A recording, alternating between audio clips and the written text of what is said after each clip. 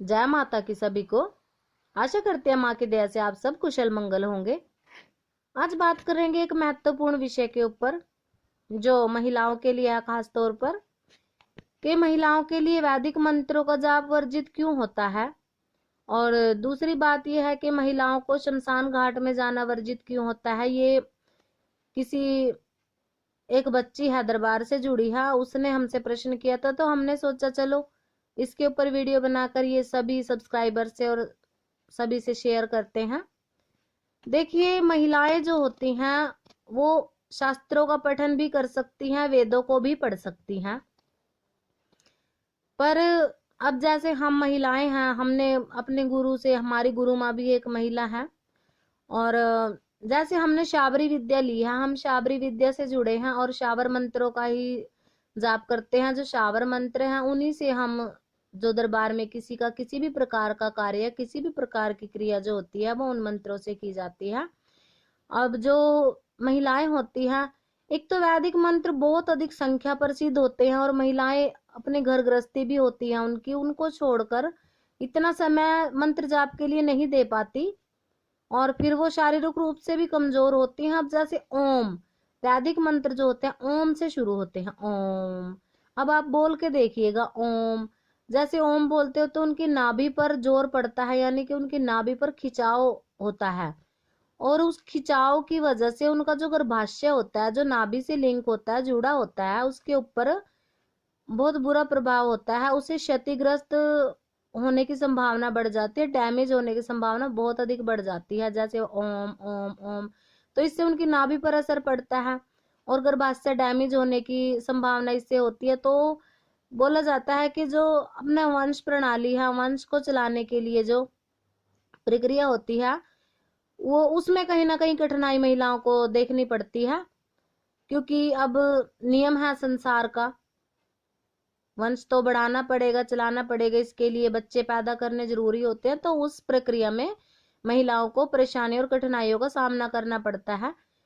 इसी वजह से बोला गया है कि महिलाओं को वैदिक मंत्रों का जाप नहीं करना चाहिए। बाकी किसी और के और तर्क वितर्क हो सकते हैं, पर हमने ये अपनी सुना है, गुरु माँ ने भी हमें बताया। और हमने जब गुरु माँ से पूछा कि अब महिलाएं होती हैं जो उनको शमशान घाट में क्यों नहीं जाने दिया जाता, तब इसका बहुत खूबसूरत उत्तर माँ ने हमें समझाया कि देखो बेटा, जो महिलाएं होती हैं वो एक तो खूबसूरत होती हैं और एक शारीरिक रूप से मतलब बहुत कमजोर भी होती हैं। और जो शमशान घाट में जो भूत प्रेत आत्माएं होती हैं वो महिलाओं के शरीर पर जल्दी कब्जा कर लेते हैं।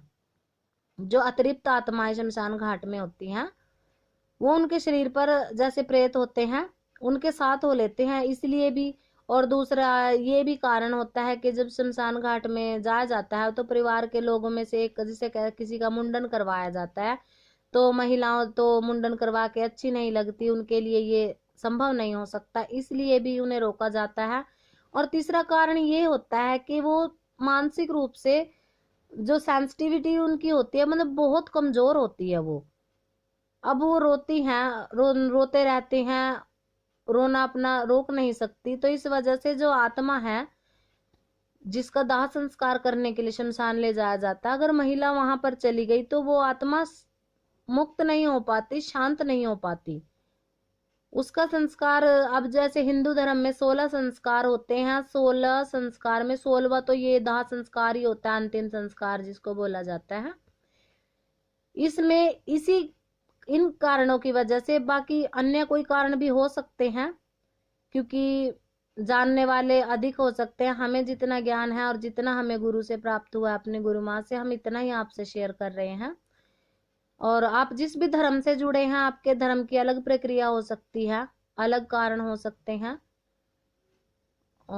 तो ये दो बातें थी, इन दो विषयों पर आज चर्चा हमने की।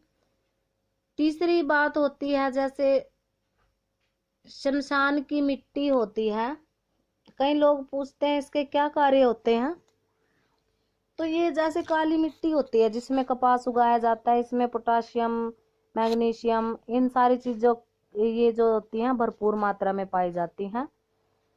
अब कुछ लोग तो जो शमशान की राख होती है वो उसका तंत्र क्रिया में प्रयोग कर लेते हैं।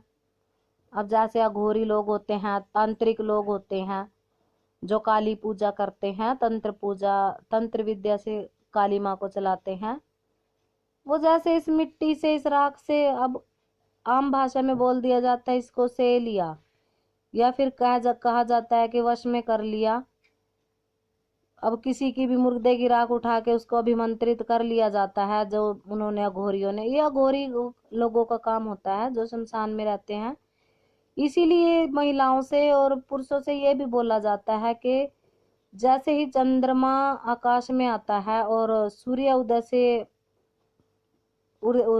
से जो पहले का जो समय होता है, उस समय में शमशान घाट के पास से नहीं गुजरना चाहिए, क्योंकि जीवित आत्माओं के लिए वह ये स्थान शुद्ध नहीं होता। यहाँ पर जो अतिरिक्त आत्माएं होती हैं, भूत प्रेत पिशाच, और जो अघोरी होते हैं, जो अघोर मार्ग में चले हैं, ये लोग ज्यादा जागते हैं। इसलिए बोला जाता है कि शमशान से रात के समय बचना चाहिए, क्योंकि ये सभी निशाचर होते हैं, रात को ही इनका पहरा होता है। अब माता बहनों की बात कर लेते हैं। ये मंत्र जाप, क्योंकि वैदिक मंत्र की बात यहाँ चल रही थी, जो वैदिक मंत्र होते हैं बहुत अधिक संख्या पर जाकर सिद्ध होते हैं, 1.25 लाख या 5.25 लाख या 11 लाख। अब घर गृहस्थी का काम महिलाओं को संभालना पड़ता है, तो इस वजह से वो इतना समय नहीं दे पाती। अगर वो संकल्प 41 दिन का ले भी लेती हैं, तो वो ये जो इनका 5.25 लाख की संख्या का जो टारगेट होता है वो पूरा नहीं हो पाता, क्योंकि समय की कमी, घर परिवार की जो जिम्मेदारियां होती हैं वो नहीं निभा पाती। इसलिए महिलाओं के लिए शाबर, ये जो वैदिक मंत्र हैं, इनको वर्जित माना गया है। तो आशा करते हैं आप सभी लोगों को जानकारी पसंद आई होगी। और भी नई और बढ़िया जानकारी के लिए हमारे चैनल से जुड़िए। यहाँ आपको जितना ज्ञान दिया जाता है, जो ज्ञान दिया जाता है, अपने अनुभवों के आधार पर दिया जाता है। अब कुछ बातें ऐसी होती हैं जो सुनी सुनाई भी होती हैं, कही कुहाई भी होती हैं। किसी के पास कोई ज्ञान है, किसी के पास कोई ज्ञान है। अपना अपना ज्ञान सभी शेयर करते रहिए। खुश रहिए, मस्त रहिए। तब तक के लिए जय माता की।